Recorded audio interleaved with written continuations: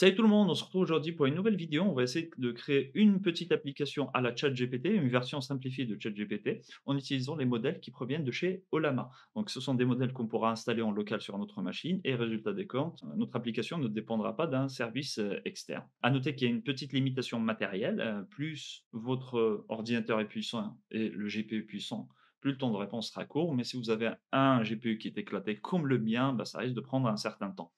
Et puis pour l'aspect technologique, on va utiliser Express.js pour faire un petit endpoint et Vue.js côté front-end. À noter que la stack technologique n'a pas vraiment d'importance à ce niveau-là. Donc sans plus tarder, on est parti et on va se télécharger Olama. Donc rendez-vous sur olama.com.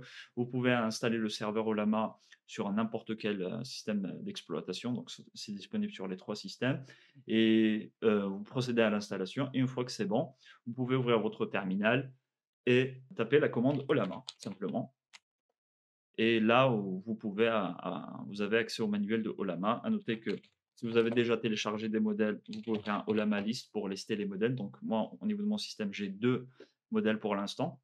Mais si vous n'avez pas de modèle, vous pouvez aller dans la partie modèle ici et par exemple, si vous voulez prendre Olama 3 qui est bien, vous pouvez cliquer ici et vous avez la petite commande à lancer, Olama Run 3. Donc ça permet de directement exécuter le modèle et s'il ne le trouve pas au niveau de votre système d'exploitation, et il va procéder au téléchargement. Voilà, donc si je fais ça, donc ça va lancer le modèle et une fois que le modèle est lancé, vous pouvez déjà commencer à parler. Donc je vais juste faire 1 + 1, ça va mouliner et une fois qu'il a fini de répondre, il va répondre avec, il va vous donner la réponse ici, c'est 2. Voilà et ensuite vous pouvez continuer. Donc vous pouvez vraiment l'utiliser au niveau du terminal sans avoir à créer une petite application web, mais nous pour la vidéo, on va se créer la petite application. Donc je vais couper le truc en faisant un contrôle V. Je vais me rendre au niveau de mon bureau. Je vais créer un dossier que je vais simplement appeler chatbot. Voilà, donc je vais me rendre à l'intérieur de ce dossier-là, chatbot. Je vais créer un dossier que je vais appeler, backend. Ensuite, on se rend au niveau du backend et à l'intérieur ici, je vais initialiser un projet Bun avec Bun init-y. Pourquoi Bun? Simplement parce que je vais écrire en TypeScript et que j'ai flemme de configurer TypeScript avec Node. Je vais faire ça. Ensuite, on va procéder à l'installation des différents paquets. Donc, on va installer Express, l'écorce, parce qu'on aura 2 services différents et pour communiquer, il faut installer l'écorce, sinon on devra écrire les entêtes à la main. Et Olama, pour communiquer avec notre serveur. Donc une fois que ça c'est fait, donc je vais rajouter aussi les déclarations de type en dépendance de développement. Donc pour Express et puis pour l'écorce. Voilà, donc tout est bon. Je vais revenir à un niveau et je vais ouvrir tout le dossier chatbot avec mon éditeur de code. Donc j'ai mon dossier backend, parfait. Donc je vais juste me rendre au niveau du package JSON et créer une clé de script. Voilà, donc on aura une clé dev pour lancer le projet et je vais faire un bun watch du dossier courant et automatiquement il va trouver le fichier index.ts. Donc à ce niveau-là, on va commencer par importer les différentes librairies. On va commencer par Express, on va importer l'écorce et on va importer Olama. On crée l'application Express. Donc je vais directement setup l'écorce. Voilà, et on va parser directement aussi le JSON en entrée en faisant un petit express.json. On lance le serveur avec app.listen. On va écouter sur le port 8080 et en callback, on fera simplement euh, un petit log de press port 8080. Si je vais au niveau de mon terminal et que je fais un cd backend et que je fais un bun dev, et il me dit il ne trouve pas le script watch parce que c'est --watch. Donc je reviens rapidement au niveau du package JSON. Voilà, donc c'est un flag. Comme ça, normalement, on est bon. Voilà, donc normalement, ça va tourner. On a le log, très bien.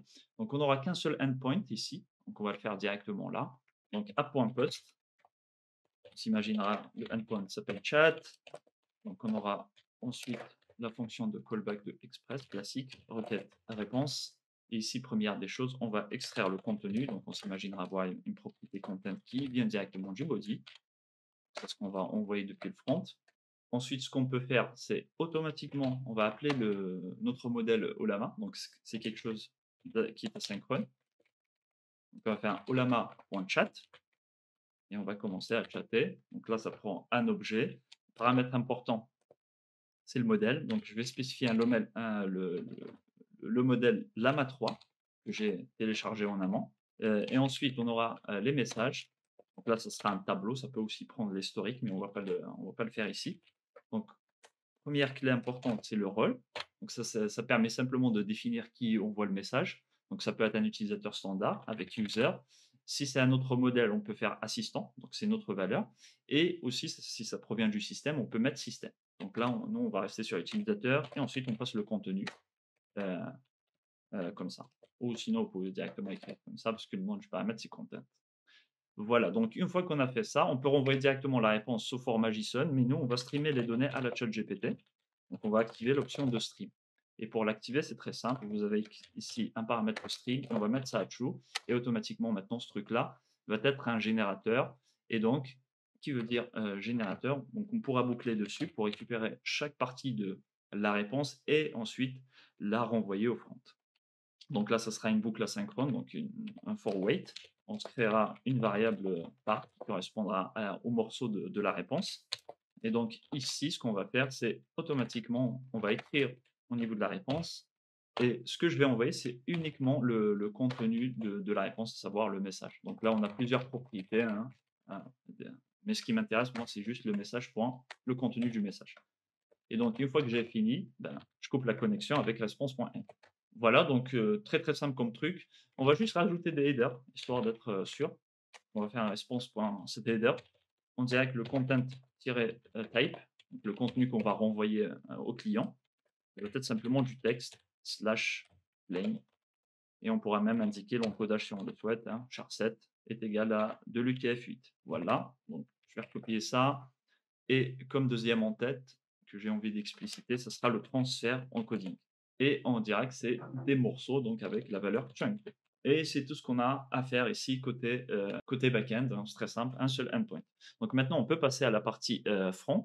Donc ce que je vais faire, c'est que je vais aller au niveau de Vue.js, get started, et on va prendre la commande pour créer un projet vite. Donc je vais utiliser bun, donc c'est bun create vite. Je vais copier ce truc. Je vais ouvrir un nouvel onglet, cd desktop chatbot, et je vais faire un bun create vite. Donc le nom du projet, on va simplement l'appeler frontend, pas grand chose. On va utiliser Vue.js en TypeScript. Donc je vais céder vers le front, je vais faire un bun install, installer les dépendances, et on est bon. Ensuite, on peut faire un bun dev pour lancer le serveur de Vite. Donc le serveur tourne sur cette adresse, donc je vais la copier, me rendre au niveau de mon terminal, coller le truc, et on a notre application Vue.js. Donc on va faire un petit peu de nettoyage à l'intérieur du dossier qui a été créé. Donc on a ici le dossier front. Ce que je vais faire, c'est qu'au niveau des sources, le dossier asset, ça dégage. Le dossier composant, pareil. Donc au niveau de vue, on va tout nettoyer. On va retirer l'import, on retire le style, le fichier CSS, on va le supprimer. Voilà. Et puis au niveau de main.ts, on retire aussi l'import du fichier CSS. Là, normalement, on a quelque chose, on aura une page vide. Alors, concernant le style, on va utiliser Daisy UI, qui est une librairie de composants basée sur Tailwind. Donc, on va regarder How to Use. Donc, on peut l'installer, ou si on peut utiliser un CDN. Je vais aller directement sur le CDN, histoire d'aller vite.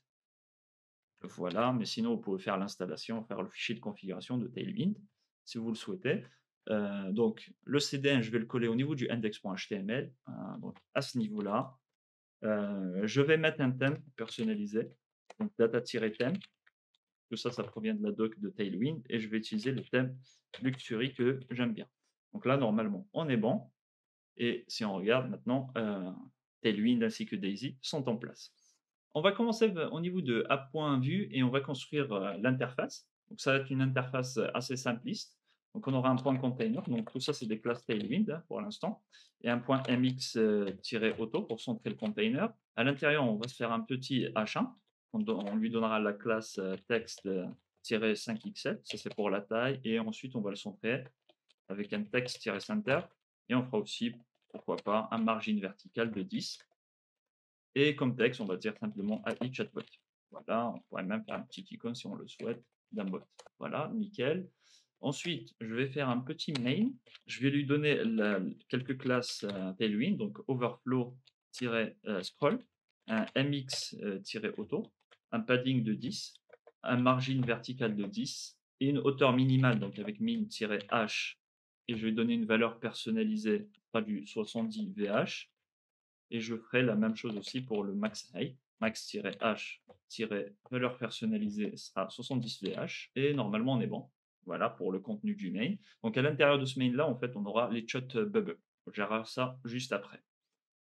Ensuite, après le main, on aura besoin d'un formulaire classique. On va mettre un petit form, pas d'action. On va lui donner quelques classes, un Tailwind. Je vais lui donner la classe absolute. Je mets le right à 0 ainsi que le left à 0. Je vais lui donner une taille de n ce qui est l'équivalent d'un 50%. On va centrer le truc avec un mix-auto. Je vais le mettre en flex. Comme ça, les enfants se mettront en flex. Items-center. Un justify aussi, pourquoi pas. Un justify-center. Et des gouttières, on va dire, à 2. Donc à l'intérieur de ce formulaire, on va avoir un input, ou plutôt un text aria. Donc on va regarder rapidement, si je ne me rappelle plus de la classe au niveau de Daisy, on va regarder les textes aria. On va prendre celui peut-être avec une bordure, donc celui-là il est bien. Donc je vais le copier et le mettre au niveau de mon formulaire. Donc là, peut-être au niveau du placeholder, on va dire chat, here, et on va lui rajouter un w-full pour qu'il soit, pour qu'il prenne toute la taille. Et ensuite, on finit par un bouton .btn.btn-outline, .btn-accent pour la couleur. Et on va dire send. Peut-être on rajoutera un type submit ici, hein, tant qu'on y est. Et normalement là, on est bon. On va regarder un petit peu ce que ça donne au niveau de l'interface.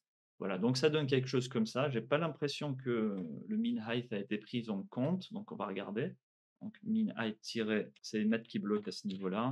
Je vais faire ça et je vais aussi faire ça, VH, et ça je le vais l'enlever. Voilà, donc on a une petite interface très très simpliste, hein, mais qui fera le job. Donc ensuite, on va s'occuper des chat bubbles. Donc on va regarder rapidement ici ce qu'on a. Donc chat bubble. On va prendre ça, c'est bien. Donc là, par exemple, on aura le nom de l'utilisateur, on mettra user ou chatbot, la, la date et l'heure, et ensuite le message. Donc je vais copier ça et je vais le mettre à l'intérieur du mail. On va mettre tout en forme et voyons un petit peu le résultat. Première vue, voilà, ça donne quelque chose comme ça. Donc on s'imaginera que ce message-là sera le message de l'utilisateur, on le mettra à droite et la réponse du chatbot sera à gauche. Donc pour faire ça, c'est très simple avec Daisy. Il faut juste, au lieu de faire un chat end, un chat start, on va mettre un chat end. Donc là, on s'imagine que c'est le user. La partie SIN, on n'en a pas vraiment besoin. Ça, c'est le contenu du message. Ça, c'est la date. Et pareil ici, ça sera notre chatbot.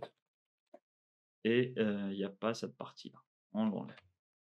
Et résultat des comptes, ça donnera quelque chose qui ressemble à ça et c'est plutôt sympa. Donc, techniquement, ça, on devrait le gérer de manière dynamique. On verra ça par la suite. Donc, une fois qu'on a ça, on peut passer à la partie JavaScript/TypeScript. Et première des choses, c'est qu'on va se créer quelques variables d'état, donc avec les références de Vue.js. On va importer quelque chose depuis Vue, qui sera la référence classique. Ensuite, on aura besoin de deux variables, une user input, hein, pour récupérer les données de l'utilisateur. Donc ça sera une référence. Donc ça sera une chaîne de caractères vide initialement et on peut même lui passer un générique ici si on le souhaite, hein, un générique de chaîne de caractères. Voilà, et on fera la même chose avec les messages. Donc ça, c'est les messages qu'on devra afficher. Et pour les messages, ça va être un tableau de messages. Donc on va se créer un petit type personnalisé pour représenter les messages, faire directement ici. Et on aura besoin d'un identifiant. On parle du principe que c'est simplement un membre. Le texte, qui sera le contenu, qui sera une chaîne de caractères. L'auteur, qui sera une chaîne de caractères, soit ce sera le bot, soit le chat, le bot ou l'utilisateur. Donc chaîne de caractères. Et puis la date du message, on va dire simplement, c'est de type date. J'utilise la date qui est en JavaScript. Et donc là, je peux dire que c'est des messages, un tableau de messages. Donc là, initialement, on va le mettre à un tableau.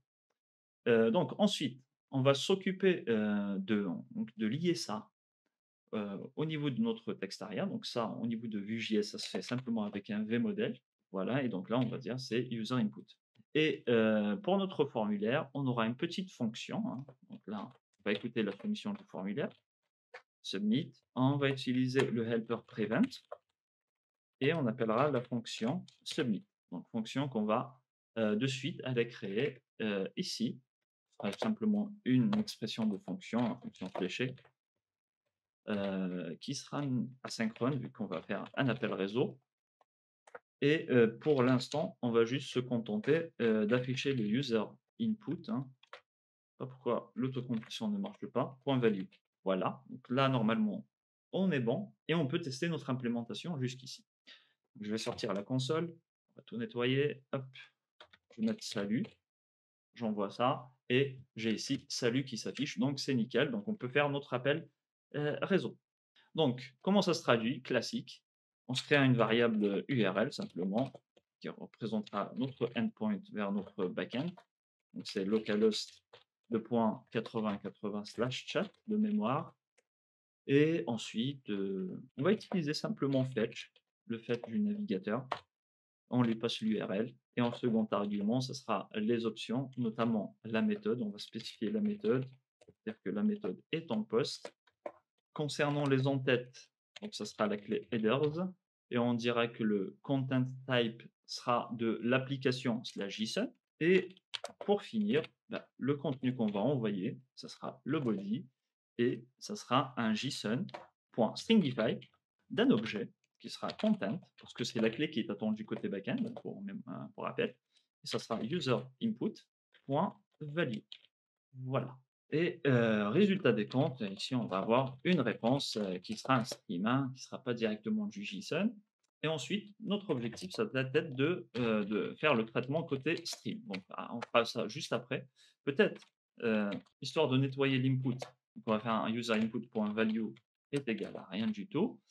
Et juste avant de traiter le stream, on va se créer les objets de type message, hein, histoire de les afficher côté interface. Donc, première des choses qu'on va faire, ce sera messages.value.push et on va injecter, on va rajouter, pardon, un nouvel objet. Donc, celui-là, ce sera l'objet qui correspond au message de l'utilisateur en entrée. Donc là, on va faire simplement un date.now pour l'identifiant. Voilà. Auteur. Donc ça sera simplement, on va dire user, hein, on s'embête pas. Pour la date de création, donc ce sera un new date. Et puis pour le texte, hein, le contenu, ça sera cette partie-là, user input.value. Voilà.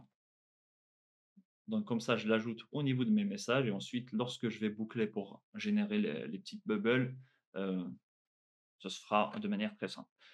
Ensuite, pour le message du bot, donc ce que je vais faire, c'est que je vais créer un objet que je vais extraire dans une variable. On verra pourquoi par la suite. Donc, ça sera un chatbot message. Ça sera égal, bon, ça aura la même signature, hein, vu qu'on a typé des messages. Donc là, je vais dire tout simplement l'auteur, c'est le chatbot. New date. Et puis pour le contenu, vu qu'on ne l'a pas encore, on va mettre simplement du texte qui vit. L'objectif, c'est juste en fait d'enregistrer ce nouveau message qui vient du chat. Et ensuite, lorsqu'on va traiter les données au niveau du stream, on pourra mettre à jour cet objet-là, raison pour laquelle je l'ai extrait dans une variable séparée. Avant de s'occuper du stream, on va juste boucler pour générer tous ces trucs-là. Donc, on se rappelle, la chat end, ça permet de mettre le truc à droite, chat start, ça permet de mettre ça à gauche. Donc, je vais supprimer, je vais garder juste une seule copie. Et grâce à Vfort, on pourra boucler. Donc, je vais extraire chaque message depuis mon tableau des messages de cette façon.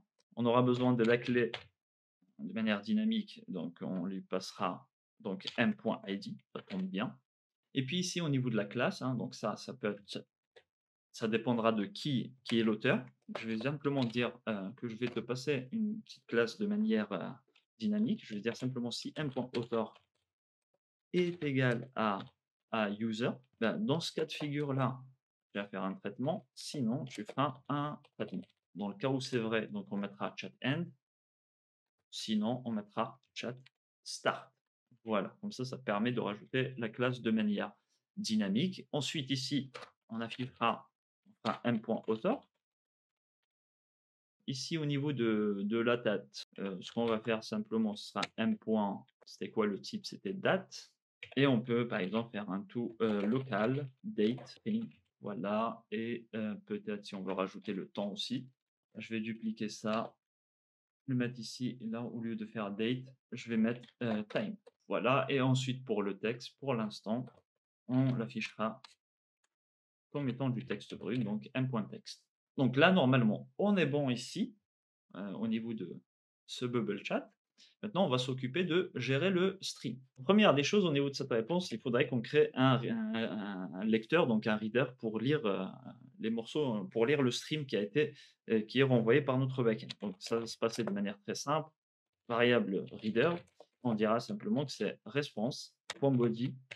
Donc ça peut être nul ou undefined, surtout vu qu'on gère pas ici les erreurs. Donc je vais simplement forcer le compilateur. Mais dans un meilleur des mondes, il faudra peut-être faire un try catch, hein. Et là, je récupère mon reader. Maintenant, avec ce reader-là, peut-être le user input, je vais le remonter ici. Voilà. Et ensuite, à partir de ce reader-là, on pourrait se créer une petite boucle euh, while true pour faire un certain traitement. À noter que si vous voulez faire vous voulez faire la même chose avec la boucle for, j'ai appris ça il n'y a pas si longtemps, il faut simplement faire ça. Voilà. Et ça correspond à un while true. Bon, personne ne fait ça, mais je voulais juste vous le montrer. Donc, au niveau du while true, qu'est-ce qu'on fait? Première des choses, c'est qu'on va lire le contenu du lecteur. Donc, on va se créer une variable qu'on va déstructurer. On verra par la suite ce qu'on peut récupérer. Donc, et on va faire un reader.read. Donc, à chaque fois qu'on va lire, on va récupérer deux choses. On va récupérer la propriété done, qui sera un booléen, et la valeur qui sera un tableau d'entier signé, donc positif, de 8 bits. Donc, cette propriété boucle done nous indique simplement si la lecture est terminée. Donc, si la lecture est terminée, simplement on arrête la boucle avec break. Maintenant, si on n'a pas fini, et donc cette valeur-là, vu que c'est un tableau d'entier de 8 bits, machin, il faudra convertir le truc en chaîne de caractères pour ensuite afficher les données. Donc pour cela, il nous faut un décodeur. Donc on va se créer un décodeur. Ce sera un new text décodeur. Voilà. Et ce qu'on va faire, c'est que on va faire un décodeur pour un décode. Et au niveau de décode, on lui passe simplement la valeur. Résultat des comptes, on va récupérer notre texte, ou plus précisément des petits morceaux de texte. Et maintenant qu'on a fait ça, l'idée, c'est de prendre le chatbot message. Donc c'est pour ça que je l'ai extrait dans une variable. Je le prends, je fais un point de texte et plus égal. Et je rajoute le texte qui provient du décodeur. Donc, comme ça me permet de mettre à jour le truc. Et dernière des choses pour mettre à jour l'état, je vais accéder à mes messages, .value, et je dis, c'est une nouvelle copie de message.value, avec les nouvelles données, bien évidemment, vu que je mets à jour ici avant de faire la copie. Et normalement, on est bon à ce niveau-là. Donc, on va tester notre implémentation. Je réactualise, je vais lui dire write a Python function, no explanation. Je vais rajouter hello world ici. J'envoie ça. On voit que ici, ça s'affiche write a Python function. Donc ça, c'est plutôt cool. Et rien ne s'affiche. Donc on va regarder rapidement pourquoi. Donc, je vais remonter rapidement ici. Je crois que parce que en fait le chatbot message, je ne l'ai pas inclus, hein, donc il ne faut pas oublier aussi de le rajouter, sinon ça ne sert à rien ce qu'on vient de faire. Et je vais pusher le chatbot message. Voilà. Donc je reviens ici, je refais le prompt, hein, et je vais envoyer tout ça. Et on voit qu'ici, le chatbot commence à répondre. Et donc la réponse, la vitesse dépendra vraiment de votre matériel à ce niveau-là. On va tester avec un autre prompt.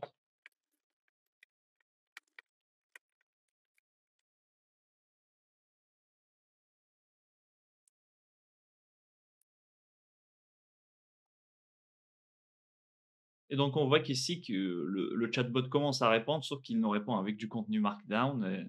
Et malheureusement, on affiche directement du contenu Markdown sous format textuel. Donc l'idée ici, c'est pour améliorer un petit peu l'expérience utilisateur, c'est de rajouter une petite librairie pour parser le Markdown. Donc ça, c'est assez simple, comment ça se traduit. Donc on va utiliser la librairie Mark.js. Voilà, donc pour l'installer, donc c'est Mark. Et je vais faire un bun add de Mark. Juste histoire d'être sûr, je vais rajouter les déclarations de type. donc avec un arrobas d majuscule, arrobas types slash marque. Donc la librairie est installée, donc elle est très très simple d'utilisation, en tout cas de façon simplifiée. Ce que je vais faire ici, c'est que je vais importer la fonction marque depuis marque.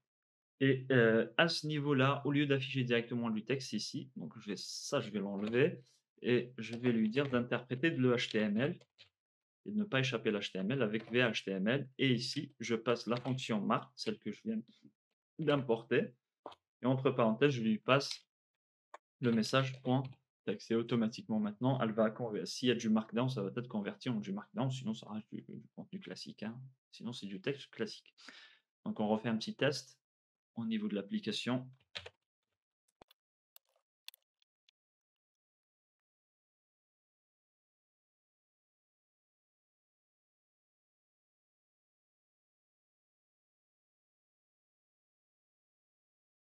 Donc voilà, maintenant le code est interprété. À noter que vous pouvez installer aussi la librairie Highlight.js pour mettre en place, mettre en forme le code avec du style CSS. Donc je vous laisse voir la documentation à ce niveau-là ou, ou sinon vous pouvez regarder ma petite vidéo sur Adonis.js où je crois c'est lors du listing des articles où je l'ai utilisé, donc ça va être le même principe. Donc j'espère que la vidéo vous aura plu. N'hésitez pas à vous abonner à la chaîne et je vous dis à très bientôt. Ciao, ciao.